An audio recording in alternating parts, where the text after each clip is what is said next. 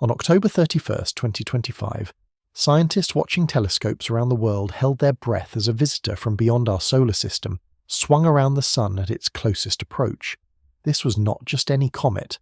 This was 3I/Atlas, spelled ATLAS, only the third known object from interstellar space ever spotted passing through our cosmic neighbourhood. And many researchers thought it might break apart or vanish completely as it faced the Sun's incredible heat. But here is what makes this moment extraordinary. When the dust settled and observations came in through early November, 3I/Atlas was still there, still intact, still travelling. It survived what should have killed it. How does a visitor from another star system stay in one piece when temperatures soar and radiation floods its surface? What is this object really made of? And what can it teach us about the space between the stars, the places so far from any sun that we can barely imagine them? Stay with me, and we will walk through one of the most exciting cosmic mysteries unfolding right now. Let's start with the basics. When astronomers say interstellar, they mean something that comes from outside our solar system. Our solar system includes the Sun, 8 planets, countless asteroids and comets, and everything bound by the Sun's gravity. But space does not end at the edge of our solar system. Between the stars there is more space, much more, and sometimes objects drift through that darkness for millions or even billions of years. These travellers are shaped by different stars, different histories, and different chemistry than anything born near our Sun. Before 3I/Atlas, we only knew 2 interstellar visitors for certain. The first was Oumuamua, discovered in October 2017. That strange reddish object tumbled through our solar system moving fast, and it had an odd elongated shape that puzzled scientists. Was it a comet, an asteroid, a piece of a shattered planet? No one could agree. Then, in August 2019, amateur astronomer Gennady Borisov spotted another visitor using a telescope he built himself. That one, named 2I/Borisov, looked more like a classic comet, with a fuzzy cloud of gas and dust around it. Scientists got excited because they could study it with big telescopes and compare its chemistry to comets born in our own solar system. Now we have 3I/Atlas. The ATLAS project, which stands for Asteroid Terrestrial Impact Last Alert System, spotted this object on November 11th, 2024, when it was still far from the Sun. Right away, researchers noticed something interesting. Its path, called an orbit, did not match anything that belongs to our solar system. When you calculate where an object came from and where it is going, you look at its speed and direction. Objects that orbit our Sun move in certain predictable ways, but 3I/Atlas was moving differently. Its trajectory showed it came from somewhere else entirely, somewhere out in the galaxy, and, after swinging past the Sun, it would head back out into that deep darkness, never to return. Picture this. Imagine you are standing in a giant room, and in the centre of the room is a roaring campfire. That campfire is our Sun. Now imagine a snowball flying into the room from outside through an open door you cannot see. The snowball zooms toward the fire, swings around it in a curve because the heat and the air currents bend its path, and then it flies right back out another door on the far side. That is what 3I/Atlas is doing, except the room is our entire solar system, the campfire is a star that could fit more than 1,000,000 Earths inside it, and the snowball is made of ice and rock and ancient material from another part of the galaxy. When astronomers first confirmed 3I/Atlas was interstellar, excitement spread through the space community. Here was a chance to study something born light years away, without leaving our own cosmic backyard. Light years, by the way, measure distance, not time. 1 light year is how far light travels in 1 year, and light moves fast, about 300,000 kilometers per second. So a light year is a huge distance, roughly 9.5 trillion kilometers. The nearest star to our Sun, called Proxima Centauri, is about 4 light years away. 3I/Atlas could have come from a system even farther than that. We do not know exactly where it was born, but we know it has been travelling for a very, very long time. As 3I/Atlas got closer to the Sun through 2025, scientists around the world pointed their best instruments at it. They wanted to measure everything. What gases was it releasing? What was its brightness? Was it changing shape? Comets are basically dirty snowballs, mixtures of ice and dust and rocky bits left over from when a solar system forms. When a comet gets near a star, the ice starts to turn into gas, a process called sublimation. That is the same thing that happens when dry ice, which is frozen carbon dioxide, seems to disappear into fog instead of melting into a puddle. The gas and dust blown off the comet create a glowing cloud called a coma, and sometimes a beautiful tail that streams away from the sun. But here is where things get tricky. Not all comets survive getting close to the sun. Some comets pass near the sun and just vanish. They break into pieces or they boil away completely. The sun is ferociously hot. Its surface temperature is about 5,500 degrees Celsius, hot enough to melt any metal you can think of, and the closer you get, the more intense the heat and radiation become. For an icy comet, getting too close can be a death sentence. Scientists calculated that 3I/Atlas would make its closest pass, called perihelion, on October 31st, 2025. At that point it would be roughly 27 million kilometers from the sun's surface. Now, 27 million kilometers sounds like a lot. It is more than 60 times the distance, from Earth to the Moon. But in space terms, especially when you're talking about the sun, that is really close.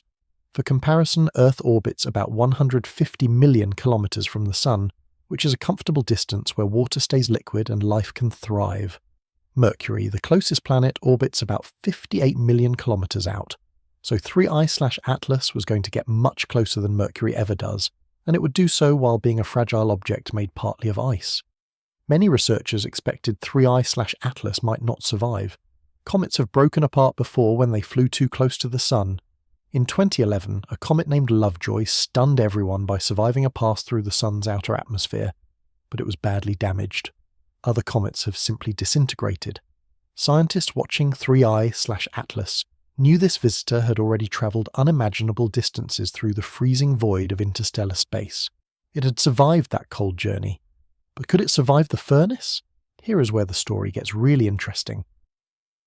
As October 31st came and went, and telescopes tracked 3I/Atlas through the days that followed, the reports started coming in. The comet was still there. It had not shattered. It had not evaporated. Its brightness changed, yes, because the intense sunlight and heat made it release more gas and dust, creating a bigger, brighter coma. But the nucleus, the solid core of the comet, seemed to have held together. Early November observations confirmed it.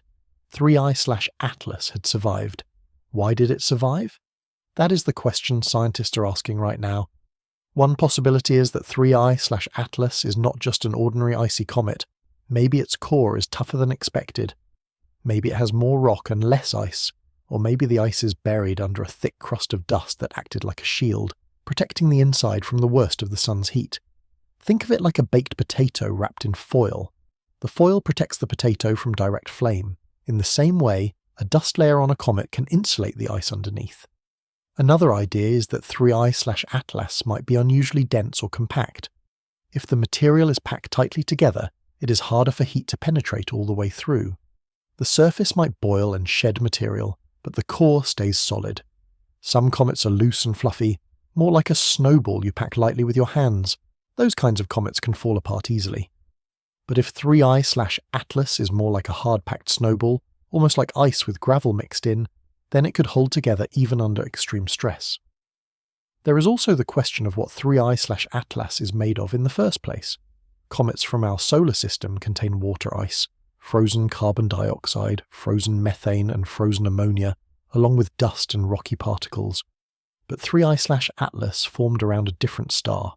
That star might have had different temperatures, different chemistry, different conditions when planets and comets were forming. Maybe interstellar comets contain materials we do not see as often in our own comets.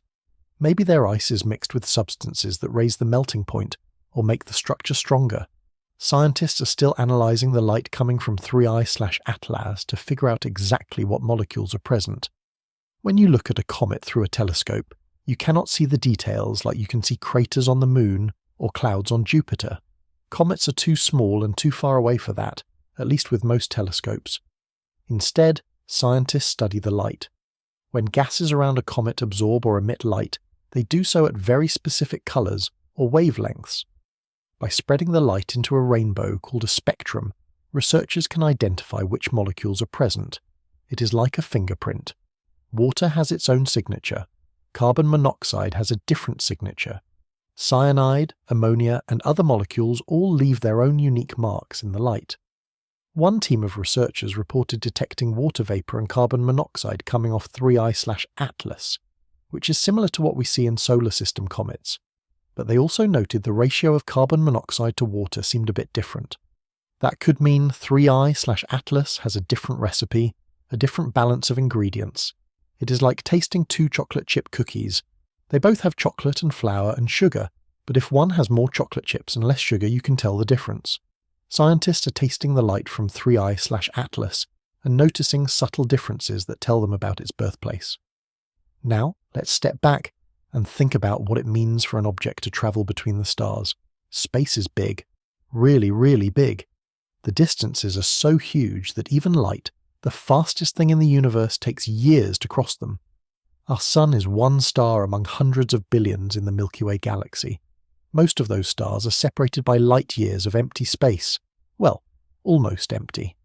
There is gas out there, incredibly thin, and dust and magnetic fields and the occasional wandering planet or comet that got kicked out of its home system. But mostly interstellar space is cold, dark, and quiet. 3I/Atlas has been drifting through that darkness for who knows how long.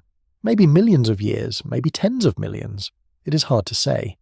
If you imagine the comet travelling at, say, 20 kilometers per second, which is a reasonable speed for these objects, it would take more than 60,000 years to cross just one light year. If it came from a star system 10 light years away, it has been travelling for over 500,000 years. During all that time, the comet was far from any star's warmth.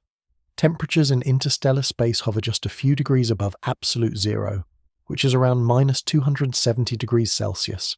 At those temperatures, everything freezes solid. Even gases we think of as permanent, like nitrogen and oxygen, turn into ice. So 3I/Atlas spent ages in a deep freeze preserved like a fossil. Then, by chance, its path brought it into our solar system. As it got closer to the Sun, the ice started to warm up. First slowly, then faster and faster. By the time it reached perihelion, the difference in temperature was staggering. From nearly absolute zero to facing a star that could vaporize metal. That is an incredible thermal shock, like taking an ice cube straight from the freezer and dropping it onto a hot stove. And yet, 3I/Atlas held together. Scientists are working to understand this resilience. One research group used computer models to simulate what happens when an interstellar comet approaches the Sun. They tested different compositions, different structures, different sizes. The models show that if a comet has a thick, dark crust on the outside, that crust can absorb sunlight and heat up. But it also radiates heat away and acts as a barrier. Meanwhile, the inside stays much cooler. It is similar to how desert sand can be scorching hot on the surface, but cool if you dig down a little. The crust might crack and flake off, releasing dust and gas, but the core remains intact. Another factor is rotation. Comets spin as they travel. If 3I/Atlas is tumbling or rotating slowly, different parts of its surface take turns facing the Sun. This spreads the heating out more evenly and prevents any one spot from getting too hot for too long. Think of roasting a marshmallow over a campfire. If you hold it still, one side burns, but if you keep turning it, it browns evenly all over. The same principle might be helping 3I/Atlas survive. Researchers are also looking at the size of 3I/Atlas. Estimates suggest its nucleus, the solid core, is a few kilometers across. That is not huge compared to some comets, but it is not tiny either. A larger comet has more mass, and more mass means more gravity holding it together. It is harder for a big comet to just fall apart because the pieces are pulled toward each other by their own gravity. A tiny comet, just a few hundred meters across, might crumble more easily. 3I/Atlas seems to be in a size range where it is solid enough to hold together under stress. Now, here is where the story connects to bigger questions about our galaxy and the universe. If interstellar comets like 3I/Atlas can survive close passes by stars, that tells us something important. It means these objects can travel from star to star, get close, maybe even get captured temporarily by a star's gravity, and then continue on their journey. Over billions of years, comets like this could be spreading material across the galaxy. They could carry water, organic molecules, and other ingredients for life from one solar system to another. Some scientists call these objects the delivery trucks of the cosmos. There is a fascinating idea in science called panspermia. It suggests that life, or at least the building blocks of life, might spread between planets or even between star systems on comets, asteroids, or dust grains.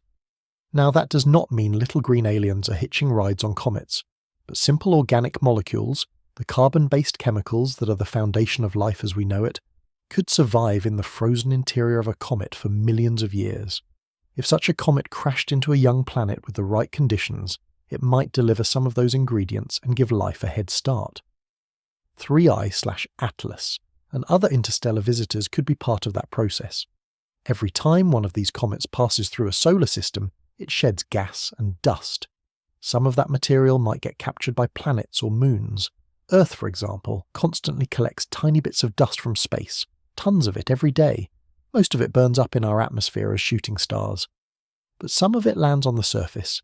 If even a fraction of that dust came from interstellar comets long ago, then we might have a little bit of alien chemistry mixed into our world. Let's talk about what happens next for 3I/Atlas. Now that it has passed perihelion, it is heading back out toward the outer solar system and eventually into interstellar space again. As it moves farther from the sun, it will cool down. The coma will fade as less ice turns into gas. Eventually, 3I/Atlas will become too faint for most telescopes to see. But scientists are watching it closely while they still can. Every observation adds to our understanding. They are measuring how its brightness changes, tracking its path precisely, and analysing the spectra to learn more about its composition. One challenge is that 3I/Atlas is moving fast. All interstellar objects have what scientists call hyperbolic orbits.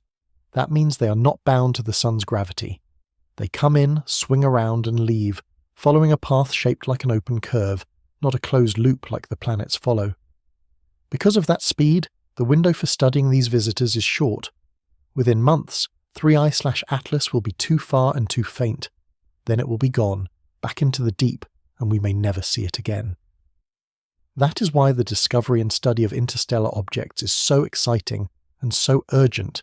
Each one is a rare opportunity. Think about it. Oumuamua zipped through in 2017. We did not get much time to study it. By the time astronomers realized it was interstellar, it was already on its way out. 2I/Borisov in 2019 gave us a better chance because it was discovered earlier in its approach. 3I/Atlas is the third confirmed interstellar visitor, and astronomers got better at spotting them, so they had more time to prepare. But even so, these objects do not stick around. It is like trying to study a bird that flies past your window once. You have seconds to notice the colour of its feathers, the shape of its beak, and the pattern of its song, and then it is gone. Now let's think about related objects and discoveries that the space community is discussing. Interstellar visitors are part of a bigger picture.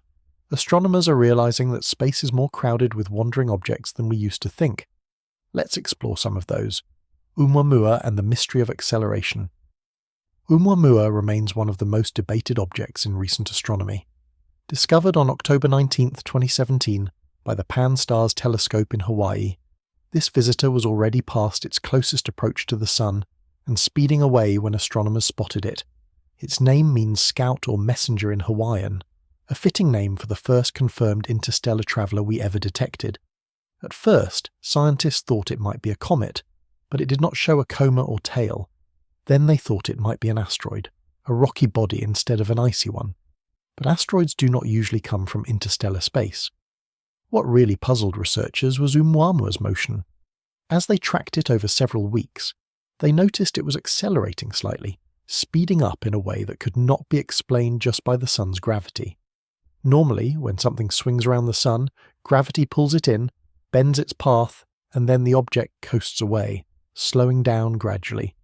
But Oumuamua seemed to have a tiny extra push. One explanation is that it was releasing small amounts of gas, too faint for our telescopes to see, and that gas acted like a weak rocket engine, giving the object a little thrust.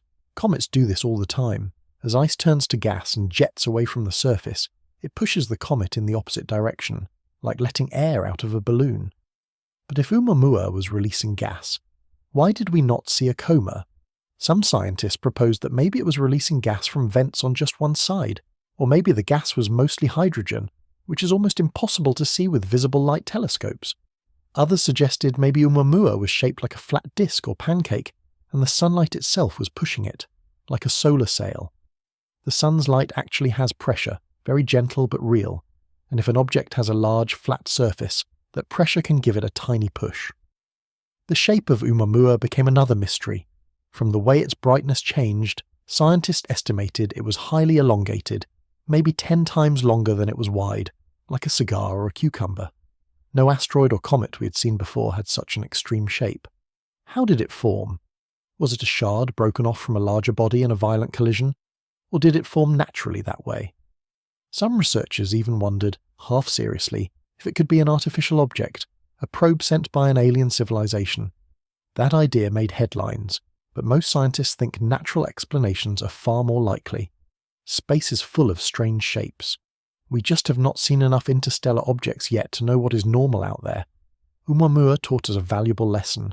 It showed us that interstellar visitors exist, that they can be detected, and that they can be really weird. It also showed us we need better tools and faster responses. By the time we knew what Oumuamua was, it was already too far to study in detail. Since then, astronomers have been scanning the sky more carefully, hoping to catch the next visitor earlier. 2I/Borisov and familiar chemistry. The second confirmed interstellar object, 2I/Borisov, was discovered on August 30th, 2019, by Gennady Borisov, an amateur astronomer in Crimea. Borisov built his own telescope and spent countless nights scanning the heavens. When he spotted this fuzzy, moving object, he reported it, and professional astronomers followed up. Within days, they confirmed it. This object was moving on a hyperbolic orbit. It came from beyond the solar system. Unlike Oumuamua, 2I/Borisov looked like a comet from the start. It had a bright coma and a faint tail. As it got closer to the Sun, it got brighter and more active, just like comets from our solar system do. This was exciting because it gave scientists a chance to study an interstellar comet in action. Telescopes all over the world, and even the Hubble Space Telescope in orbit, turned toward 2I/Borisov. Researchers took spectra, measured the dust, analysed the gases. What they found was both surprising and reassuring. 2I/Borisov released water vapour, carbon monoxide, and dust, just like comets born near our Sun. The ratios were a bit different. It seemed to have a higher concentration of carbon monoxide compared to water than typical solar system comets. That suggested it formed in a colder part of its home system, farther from its star, where carbon monoxide ice could remain stable. But overall, the chemistry was familiar. It was not wildly alien. This was a big relief in a way. It told us that planet and comet formation works in similar ways around other stars. The basic ingredients, water, carbon compounds, rocky dust, seem to be common throughout the galaxy. That makes sense because the elements themselves are universal. Carbon, oxygen, hydrogen, nitrogen, silicon, iron. These elements form in stars and spread throughout the galaxy when stars explode or shed their outer layers. Wherever new stars and planets form, they build from the same cosmic toolkit. 2I/Borisov also gave scientists clues about how common interstellar objects might be. By studying how often we detect them and how bright they are when we do, astronomers can estimate how many such objects pass through the inner solar system each year. The numbers are uncertain, but some estimates suggest a few interstellar visitors might pass inside Earth's orbit every year. Most are probably too small and faint to spot. We only notice the bigger ones, or the ones that come relatively close. As our survey telescopes get better, we will likely find more: the Oort cloud and rogue comets. To understand interstellar visitors, it helps to think about where comets come from in our own solar system. Far beyond the orbit of Neptune, beyond Pluto and the other dwarf planets, lies a vast region called the Oort cloud. This cloud is a spherical shell of icy bodies surrounding the solar system, extending halfway to the nearest star. Nobody has ever seen the Oort cloud directly, because it is too far away, and the objects in it are too small and dark. But we know it must be there because of the comets we see. Some comets, like Halley's Comet, orbit the Sun in relatively short loops, coming back every few decades or centuries. These are called short-period comets, and they probably come from a region called the Kuiper Belt, which is beyond Neptune but much closer than the Oort cloud. But other comets appear out of nowhere, plunge toward the Sun on long-stretched orbits, and then disappear for thousands or even millions of years. These are long-period comets, and they come from the Oort cloud. The Oort cloud formed billions of years ago when the solar system was young. Back then, Icy bodies were scattered outward by the gravity of the giant planets, especially Jupiter and Saturn. Some were thrown so far that they barely feel the sun's gravity. They orbit in slow, lazy paths, taking millions of years to go around once. Occasionally, a passing star or the gentle tug of the galaxy's gravity disturbs one of these distant comets, and it falls inward toward the sun. When it does, we see it as a long-period comet. Now, here is the interesting part. Other star systems probably have their own Oort clouds. If a star passes close to another star, or if there is some other gravitational disturbance, comets can be kicked out of their home Oort cloud and sent wandering into interstellar space. They become rogue comets, drifting between the stars. That is probably where Oumuamua, 2I/Borisov and 3I/Atlas came from. They are exiles from other solar systems, cast out by gravity and now travelling the galaxy alone. Some rogue comets might have been travelling for billions of years, older than our solar system itself. They could carry frozen samples of gas and dust from the early days of the galaxy, preserved in deep freeze. Studying them is like opening a time capsule from a distant place and a distant time. Every molecule, every grain of dust tells part of the story of how that distant system formed and evolved. Interstellar asteroids and planetesimals.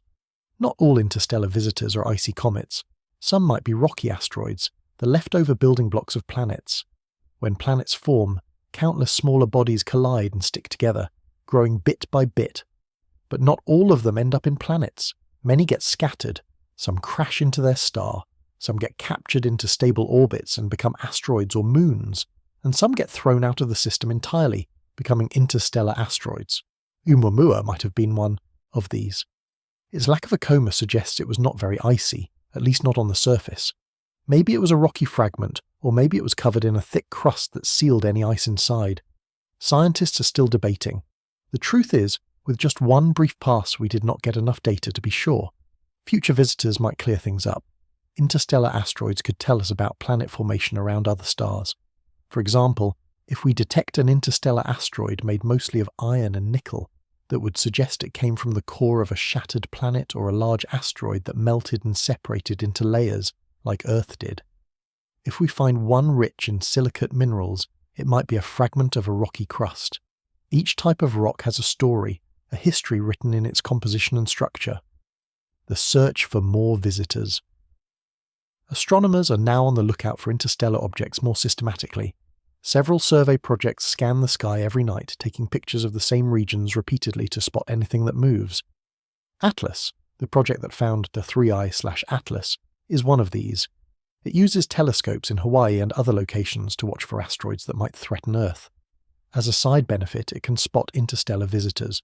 Other projects, like the Catalina Sky Survey and Pan-STARRS, do similar work. Soon, an even more powerful survey telescope will come online. It is called the Vera C. Rubin Observatory, located in Chile. This observatory will have a huge camera, the largest ever built for astronomy, and it will photograph the entire visible sky every few nights. Scientists expect it will discover thousands of asteroids, comets, and other moving objects. Among them, there will almost certainly be more interstellar visitors, maybe dozens, maybe hundreds over the years. Each one will be a chance to learn. Some researchers are even proposing missions to visit an interstellar object up close.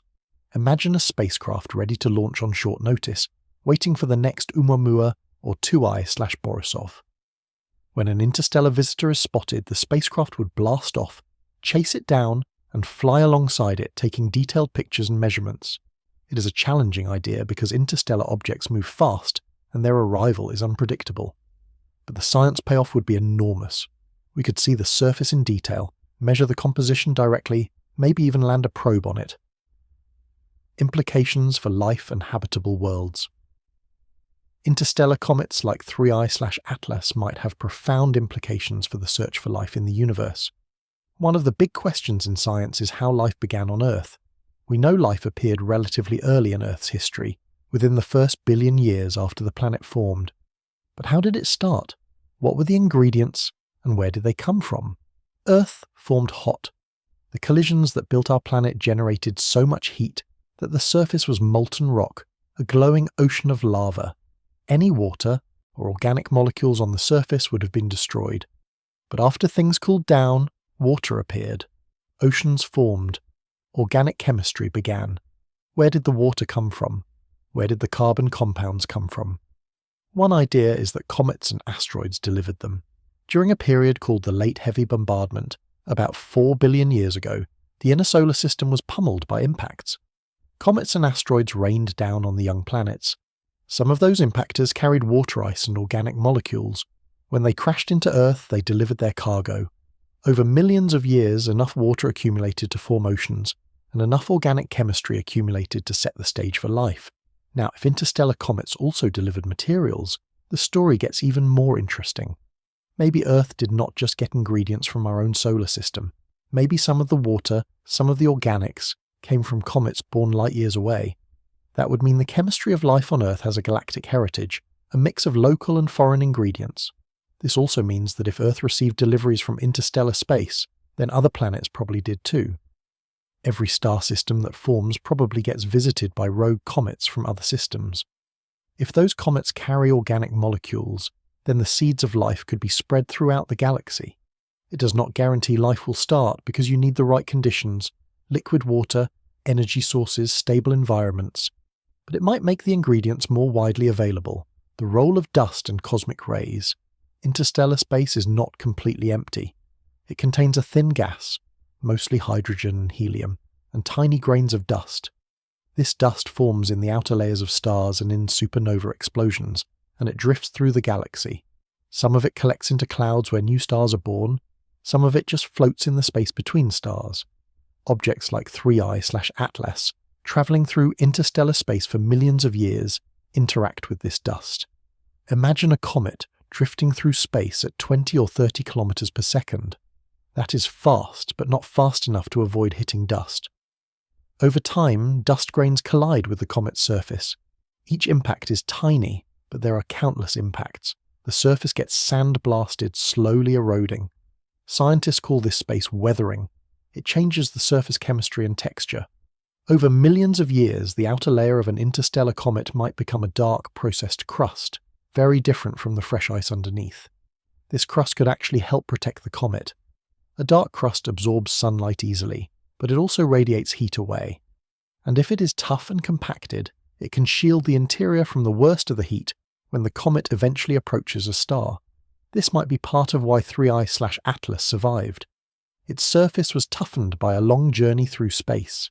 Interstellar space also contains cosmic rays, high energy, particles that zip through the galaxy at nearly the speed of light. These particles slam into anything in their path, and over time they can alter molecules. Organic molecules exposed to cosmic rays can break apart or rearrange into new forms.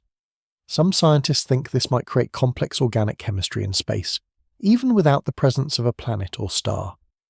If that is true, then interstellar comets might not just carry simple molecules. They might carry a rich mix of chemicals, some of them quite complex, that could contribute to the chemistry of life if they land on a suitable planet. As 3I/Atlas continues its outbound journey, it will gradually fade from view. Right now, astronomers are gathering as much data as they can before it becomes too faint. They are taking spectra to catalogue every molecule they can detect. They are measuring the amount of dust released and the size of the particles. They are tracking its path to refine our understanding of where it came from and where it is going. Every bit of information helps. One of the goals is to compare 3I/Atlas directly with 2I/Borisov and with comets from our solar system. Are interstellar comets fundamentally the same as local comets, just formed in a different place? Or are there subtle differences that reveal something about the variety of conditions around other stars? So far, the evidence suggests they are mostly similar, but with small differences in the ratios of certain molecules. Those differences are clues. They tell us about the temperature, pressure, and composition of the disk of gas and dust where the comet formed, billions of years ago, around a star we will never see. 3I/Atlas will eventually leave the sun's influence completely. It will cross the boundary where the solar wind, the stream of particles flowing out from the sun, meets the interstellar medium. Then it will be back in the deep, coasting through the darkness once more. Maybe, millions of years from now, it will encounter another star. Maybe it will swing past that star, warm up briefly, release a little gas, and continue on. Or maybe it will drift forever, a lonely traveller in the vastness of space. But here is the beautiful part. 3I/Atlas has connected us to the cosmos in a new way. It came from somewhere out there, visited us briefly, and taught us something about the universe beyond our tiny corner. It survived a trial by fire, literally, and showed us that these ancient travellers are tougher than we might have thought. It reminded us that the galaxy is full of wandering objects, each one a story, each one a messenger from a distant place. Let's think about the three biggest takeaways from the story of 3I/Atlas. First, interstellar visitors are real, and they are more common than we used to think. We have now confirmed 3 of them, and better telescopes will find more. Each one is an opportunity to study material from another star system, without building a starship. Second, these objects are surprisingly resilient. 3I/Atlas survived a close encounter with the Sun that should have destroyed it, teaching us about the structure and composition of comets formed in alien environments. And third, interstellar comets may play a role in spreading materials and possibly even the building blocks of life across the galaxy. They are nature's way of mixing things up on a grand scale, connecting star systems that are otherwise isolated by vast distances. So the next time you look up at the night sky, remember that space is not as empty or as still as it seems. Out there, right now, are countless objects drifting between the stars. Some of them are heading our way. A few might pass close enough for us to spot them and study them, and each one that does is a gift, a sample from the universe delivered straight to our doorstep. 3I/Atlas showed us that these gifts can be tough and enduring, carrying their secrets across light years and through the fire of our sun, and still staying intact to tell the tale. That is the story of how one cosmic snowball survived what should have killed it. And it is a reminder that the universe is full of surprises, waiting for us to notice, to wonder, and to learn.